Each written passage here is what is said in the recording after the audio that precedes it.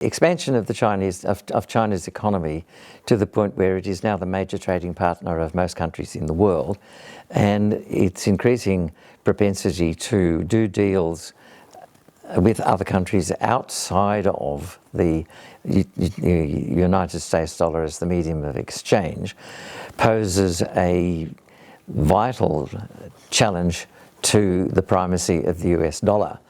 And that, I think, is the real motivation behind the current hostility towards China and the narrative that China is a threat. It is much easier to characterize China as a threat militarily and to point to the rapid expansion of China's defense capabilities, but that is not the reason. I think the real underlying reason is the way in which China's economic power has reached the point where it has the potential to undermine the position of the United States dollar as the reserve currency and the medium of exchange between nations. So what should Australia do in all this?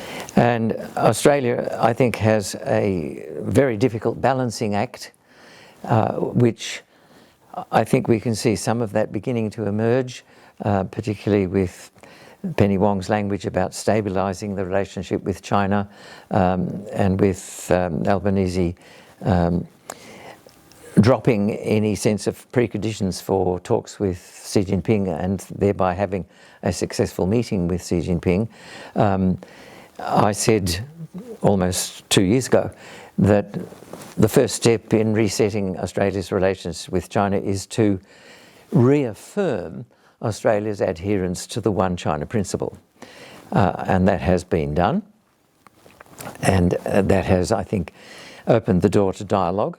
And I think if we stopped talking about the so-called trade sanctions, which were by no means genuine economic coercion against Australia, because our balance of trade with China continued to thrive despite those so-called sanctions or those barriers to trade, which were basically tit for tat in a trade dispute.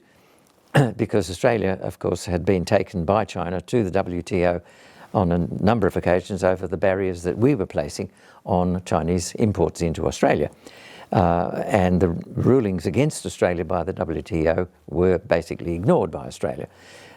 So it's reasonable, I think, to view China's actions with regard to relatively unimportant items of Australia's trade as a kind of tit-for-tat measure in a trade dispute, and were not attempts at the economic coercion of Australia to bend Australian policy to China's will.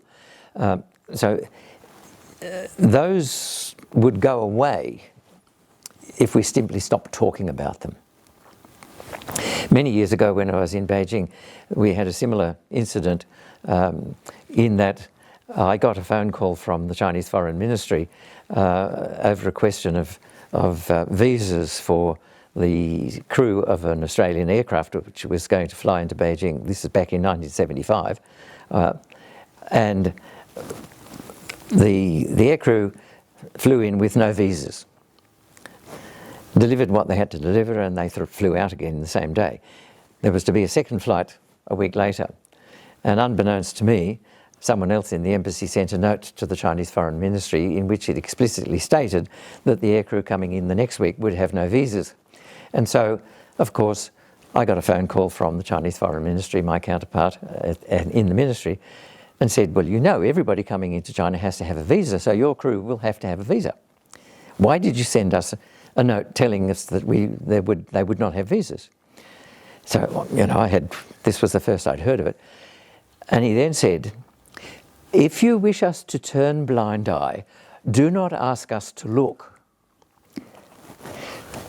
And I think if we simply apply that wisdom to the whole question of the so-called trade sanctions, they will quietly disappear over time. They cannot disappear so long as we make it seem that the removal of those sanctions will be a win for Australia and a loss of face for China. So they need to be got out of the way quietly in the background.